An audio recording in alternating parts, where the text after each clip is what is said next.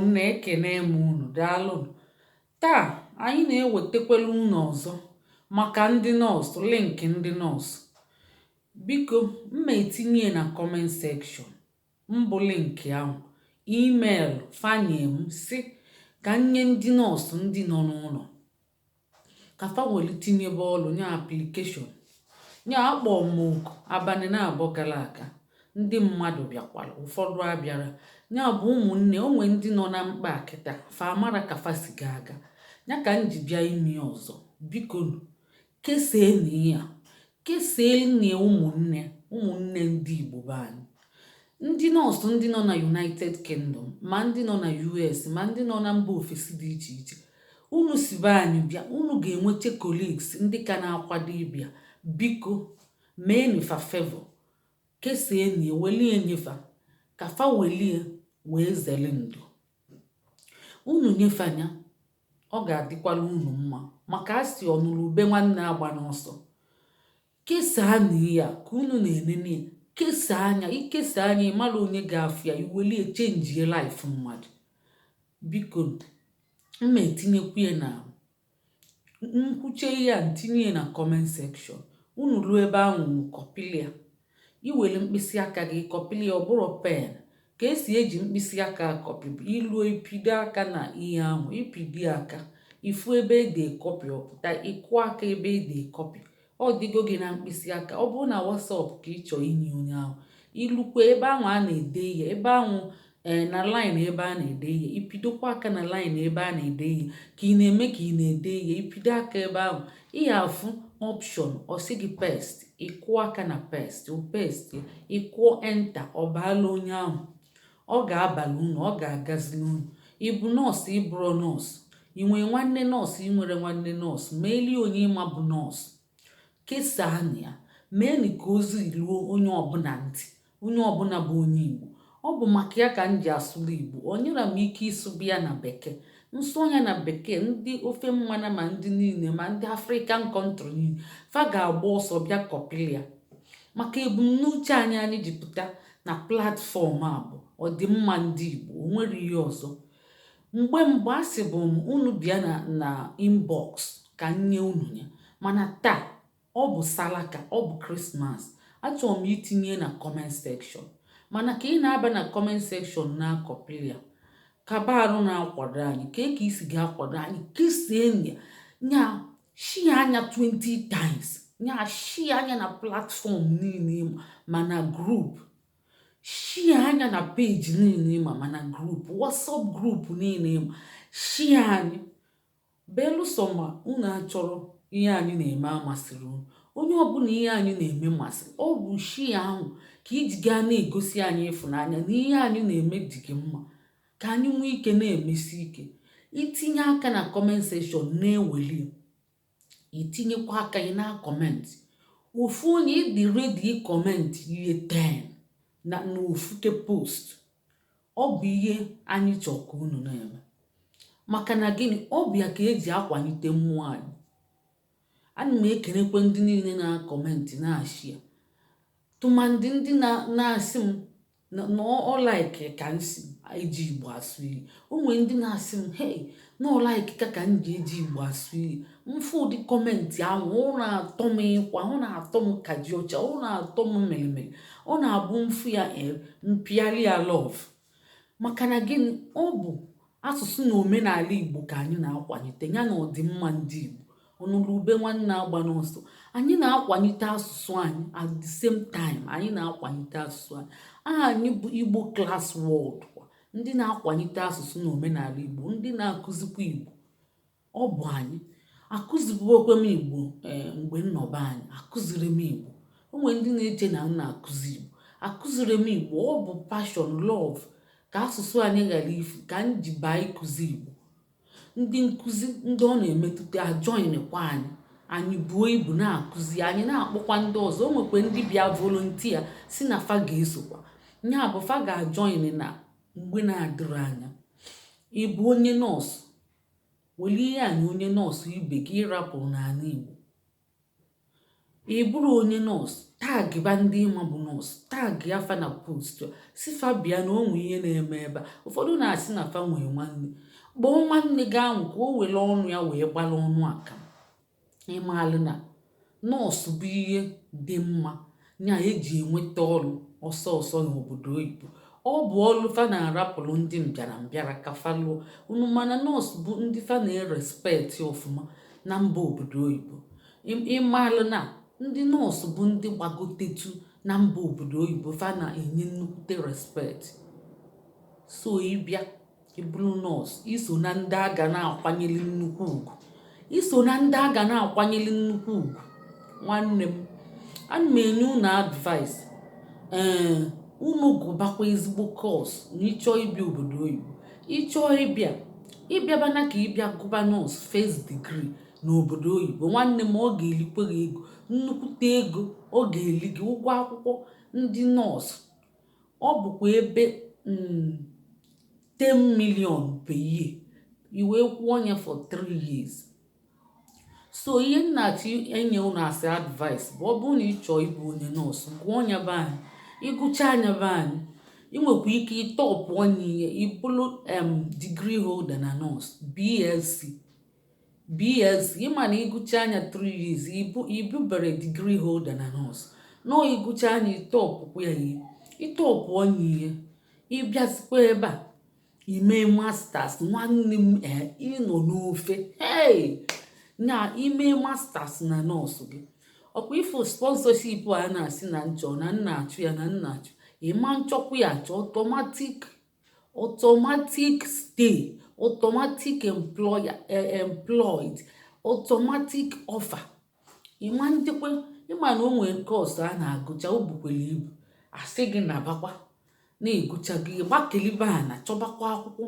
Mana ịgụcha nọọsụ na ịma mgbakelikwa a na-achọ akwụkwọ. Nwanne m, ọ bụrụ na ị chọọ ịnọ obodo oyibo, ijilie nwayọọ jee chọọ nọọsụ gụba na be anyị. Ịgụcha nọọsịn, iji nwayọọ bịaba obodo oyibo ka ị na-agụ ya, ibugolu n'uche ihe ịchọ ịbụ, ka ibu n'uche ihe ịchọ ịbụ, iwee gụcha anya. Ịgụcha anya, iji nwayọọ bịaba. Ụmụnne, ihe m na-agwa unu ejenesiba ka unu jee bịa obodo oyibo gụba nọọsịn.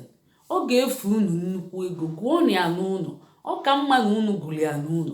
Unu ga-ebetie nnukwu ego, and unu bi ebe unu ga-ege eni dana ịbịa obodo oyibo ịbịa gụ nọọsịn. Anaghị abịakebe na obodo oyibo abịa agụ first degree undergraduate, ada abịakebe. Ọsọsọ ndị nna fa bụ ideji mba nya millionaires, ya na ndị na-ebu ego dịla obodo niile. Ọ bụ so ụmụ fa na-abịa agụ first degree n'obodo oyibo. Ya bụ ụmụnne, unu jisi ike gụbie ebe ahụ. Nọọsụ bụ ihe bara uru na-azụ ụmụ ogbenye. Ị ga-alụ n'ọtụtụ ebe. Ka m na-agwa unu okwu kịta, ndị mba niile ma US ma UK, mba niile ma Australia na-alak nọọsụ. Fa na-alak ndị nọọsụ mgbe niile, shortage of nọọsụ mgbe niile, shortage of nọọsụ. Ihe a na-alak na United Kingdom now bụ 40,000 nurses. Lack of 40, ọkwa 40 no 40.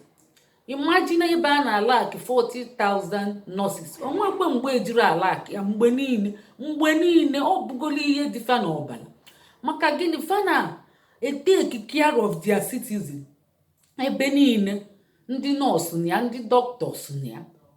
Ị ga-alụ na community, ị ga-alụ as research nurse, ị ga-akụzi nkụzi as a nurse, ị ga-alụ na care home as a nurse, ị ga-alụ n'ụlọ ọgwụ as a nurse, ị ga-alụ be mmadụ as a nurse.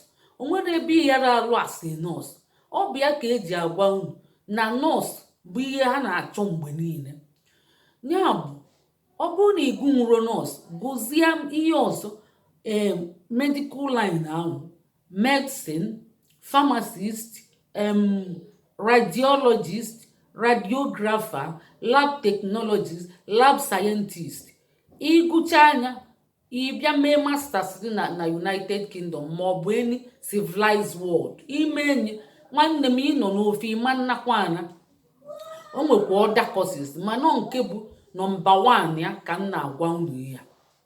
Ya bụ tata mma enye unu link ya ka m na-enye unu ya, unu kesi enye show unu love. Ọkwa unu fụrụ unu jee na platfọm ndị ọzọ ofe mma na ndị ugwu fa na-eji asụsụ fa asụ ihe fa ekwesịrị ka ndị ọzọ fa na-eji esu ọnya sọsọ nke fa chọọ nke aghara abalị unu fa asụ ọnya n'oyibo, nke ga-abalị unu fada asụkwu ya n'oyibo. Ifu ka ndị befa si esho ofe love kata ifu ka ndị befa ịma na eziokwu na fa nwere mmadụ.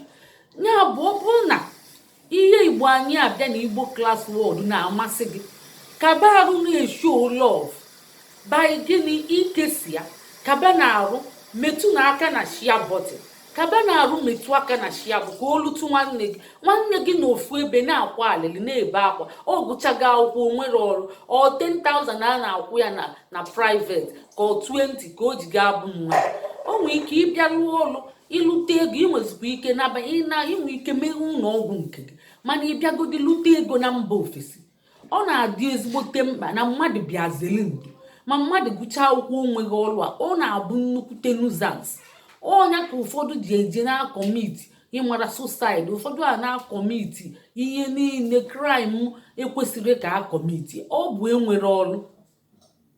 Tata mma enye unu ya mgbe niile ana m asị unu na mma hide ya, unu bịa na inbox, unu bịa n'inbox, mana taa mma atụpụta ya.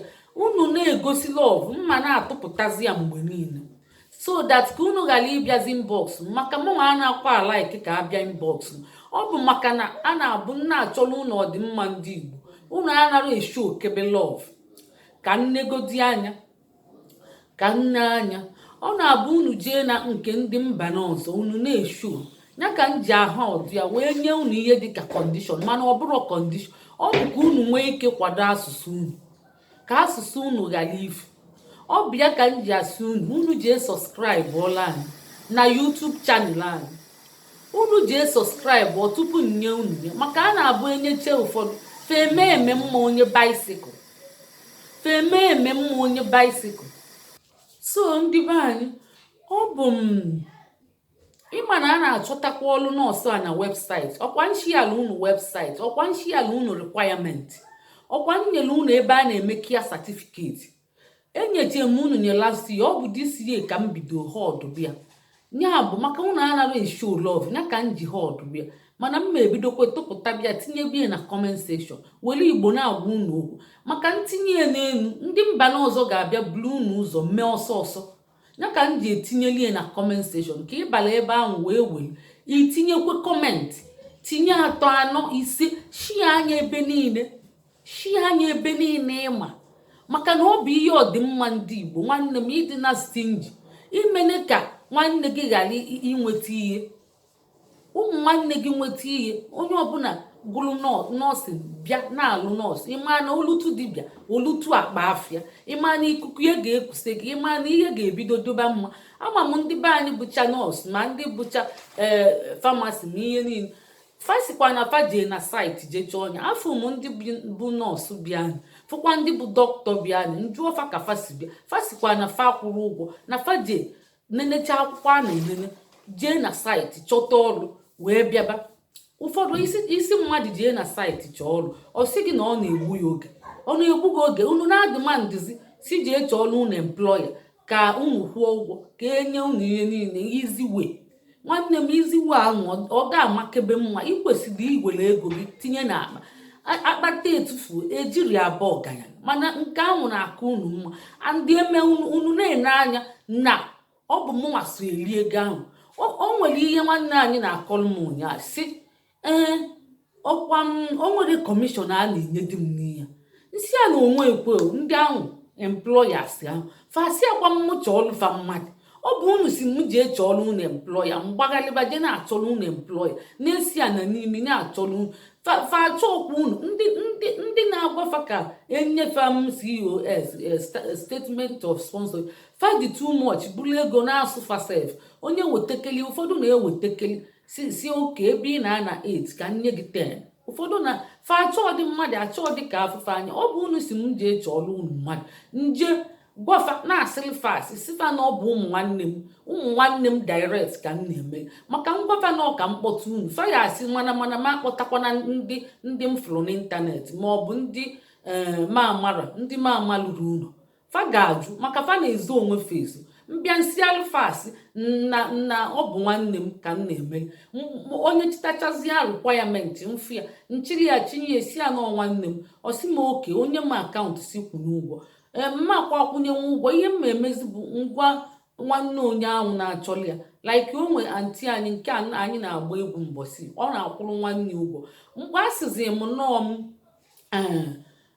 mgbe nwa klem nọọ nwanne m oluzie n'ịkwụ ụgwọ nje kpọtabeli ya nti anyị ahụ nekwa nti n'ọnya ga-akwụzi ụgwọ na-asịkwa asị na-aga n'iru si ya na nọọ nwanne m nwaanyị n'ọnya ga-akwụ ụgwọ ọ sị m menyene nọmba menye na-eme ụjọ osu ya ji ekwunye o mechechezie anti ahụ si mba na ọ ya ga-akwụnyekwa ụgwọ ahụ mgbe gwazi anyị ojisi ike kwete oke onye ngwa anọm nwanne m ka m na-emeri ọ na ga-enye m ego onye ekwe m ego onwekwe ndị employa anyị na-etili mkpu na-enye m ego ma ọ bụ na-enye m kọmishọn ọ bụkwa unu ka m na-alụrụ ya ọ bụrụ na unu achọzikwa ka m lụọ ọnya na unu achọzi ụnyaahụ unu mee ka m mata unu chekwa na nna eburu ego unu na-eri a na-akụzizikwa ụmụ ihe ụfọdụ na-akụzizi ime ihe si ọkwa a na-enye m kọmishọn isikwa olu o si na onwe ndị na-eweta 8 million lee nye 10 million isi amakwa m ele amara m ka m si gaa kwụrụ wee lebe achọdị m nọọ ichitacha akwụkwọ niile gosi na ịnwetachaghị ihe niile gosi m welie wele nọmba gị nye m pụọ na ya ọkwa maka ndị Igbo ọ dị mma ka ewelie na-enyere ndị Igbo aka iji ekwe m eme biznes o nwere biznes m ji eme amakwụ m ka esi eme ụdị biznes ahụ ihe apụtara m ọdịmma ndị Igbo ka anyị mmebe ọdịmma ndị Igbo ka m welie enyebele ndị Igbo aka unu chezie na a na-enyekwa m kọmishọn a na-akwa enye m kọmishọn o nwebụ ike onwe ndị a na-enye mana a na-akwa enye m ayọ ọkwụ m agwa akwụ mfa uche m bụ na-eji enyere ndị be anyị aka m ji aga nruo nsi alfas si anọ nwanne m ka m chọọ ịkpọgote ka fa wee nwee ike trọst maka fada trọst mmadụ izi ọ bụrụ na m akwara fa nọ nwanne m ka m chọọ ịkpọgote fa ma nnekwa anya ndị niile nyego kọnekshọn ahụ mpụta sifa na nwanne m nti alfas mgweziela ntị anyị ahụ kwụba si ya na antị anyị ahụ ọnya ga-akwụ ụgwọ na ọ bụkwa nwanne m ọkwa ka esi eme ya bụ onwekwa ego m na-elite na ya fa na-akwụ enye m kọmishọn ukwu nke eji enye m nke nta eji m eme ọdịmma ndị Igbo na unu si m jee chọba ọ bụ m achọzi na mma akwụsịkwa maka unu na-echezi na ma ọ bụ na mụ na fa na-eme agbata eke agbakwa m eme agbata eke nke ahụ ụdị biznes ahụ amara m emi o nwekwe ndị m emi nye abụọ nọ n'etiti eweta enye ọ bụla ọlụfa ya ka m ji asị ọ bụ m kwụsị nchọkwala unu ya maka ọ bụrụ na m so eme biznes ahụ ọkwa m weta link nye unu eji achọ ọrụ na saịtị onye na-abụọ na-eme biznes o mebe ka o mechibe biznes ya ọ bụrụ na m na-eme biznes with ndị employers mana ajụ unu jeenu na saịtị nekwe m link eji achọ ọrụ nekwe ka esi achọ ya create elu unu LinkedIn akaụntụ gosicha unu mechielu unu tutorial ka esi eji achọ ọrụ ndị a na-achọta ọrụ na saịtị bụ na a na-achọta maka ndị dọkịtọs ndị Igbo niile mfụcha ma nwoke ma nwaanyị ndị bịara ọfụ fasi nọ na saịtị ka faje maka adụba mfa ha ụfa ka ị ka fasi bịa fasi na fa chọtara ọrụ na saịtị ma ndị nọọsụ niile nducha nsị a kedu ka unu si bịa na onwe ụmụ nwanne m nchọ ka fa bịa fasi m na a na-achọta ọrụ na saịtị faje na saịtị faje nenecha egzam asisi nene chọba ọrụ na saịtị chọlide ọrụ na saịtị chọta na ọkwụ ya na onwekwu ihe ọzọ fenye m saịtị ahụ na-ekwenu saịtị egosi m n'ebe o ji chọta ọrụ ọ na-abụ ọ bụrụ na m na-eme biznes mmadụ ọ na-emebi biznes ya mbịa na-asị na fa na-akụ chaji na nke unu jebe na saịtị ọ ya adịkwu m mma ma unu jebe na saịtị and ana m akpala unu ahụ si na ọ bụ ya bụ the best ije na saịtị ọ bụrụ ya bụ the best ije na saịtị ọ bụ the best na-etufughị ego eji akpata etufu abụọ ọganyala ndị be anyị eji ekwe na akpata etufu abụọ ọganyala ya bụ jebene na saịtị onye onyizi asịsị chọbakwa mmadụ si chọba mmadụ biko ana m okwe mfe ego ukwu nke m ji anafe ego nta kọmishọn agwa m okwu mfa eji na okwe ma ọnụ m wee kwakwafa and fanwa na onwe fa asị akwụ ọmụnwa na-eje isi ana n'imi na-achọpụta fa na-ayọfa fa achọ ọkwụ dị fa na-ezokwa ezo fa achọ ọkwụ dị. Ndị be anyị shianụ ya ka ọ gaa viral, ya gaa viral. Gụọ akwụkwọ gị n'ụlọ bịa mee masters. Ole si ma nne gị ọ bụ ide ịbịa mebe first degree, mee first degree be anyị tupu ị bịaba ebe a. Ọ ga-agba ụsọ, ọ na-adịgide. Ya bụ jee kpakọ onwe gị ọnụ, jee kpakọ onwe unu ọnụ ka unu ji gụọ akwụkwọ n'ụlọ tupu unu bịaba ebe a. First degree, masters ka ị ga-abịa mee ebe a. Ime kọọsụ dị mma like pharmacy, medicine, physiotherapist, radiography, lab technology, ihe dịcha related to ụlọọgwụ. Ịbịakwara mee masters ya, ọlụ gị kwụ eche gị ịma nje chọba sponsorship. O nwekwa kọsisi ọzọ ejikwa enwe, mana agwago m unu nke bụ ọbịa utulugo. Ndewo na ụmụnne, ka emesịanụ ka ọ dị n'oge ọzọ. Mgbe ọzọ mma abịakwa kọrọ unu ka ihe ndị ọzọ. Ụmụnne, chetakwana na anyị bụ Igbo Class World. Unu na-asụkwala ndị Igbo ibe unu Igbo. Ọ bụ anyị na-akụzi nkụzi n'Igbo Class World. Ị ga-akpọta ụmụ gị n'Igbo Class World, debanye afịa. Ọ bụkwala na ịchọ ka nwa gị mụọ Igbo, denye na comment section. Ajụjụ gị niile denye na comment section. Ịbịazi n'inbox, enwere m WhatsApp, idenye inbox ka nwe. Ịbịaba n'inbox, tupu ịbịa n'inbox, ị ga-eje subscribe anyị na YouTube channel anyị. Ịbịa na inbox, ibi na anyị achọrọ ka ịbịa n'inbox, mana isi ọnwụ si na ị ga-abịa n'inbox. Ị ga-eje subscribe anyị na YouTube channel anyị. Ị subscribe chi weta evidence na ị subscribe go. Ide ihe ị na-ajụ ma ajụjụ gị ma ihe ọbụla, ideche nye ije subscribe ụlọ anyị, screenshot onye wee webata as evidence na ị subscribe go. Ma ọ bụrụ na ị siri ọnwụ na ị ga-abịa inbox, mana isi ọnwụ bịa inbox ị subscribe ya, anyị ama nzakwa gị ajụjụ. Jụbịa na comment section. Anyị na-abịa reply ya na comment section. Anyị na-abịa mana ọ tazie akpụ ịchọ ịbịa inbox, jee subscribe ụlọ anyị.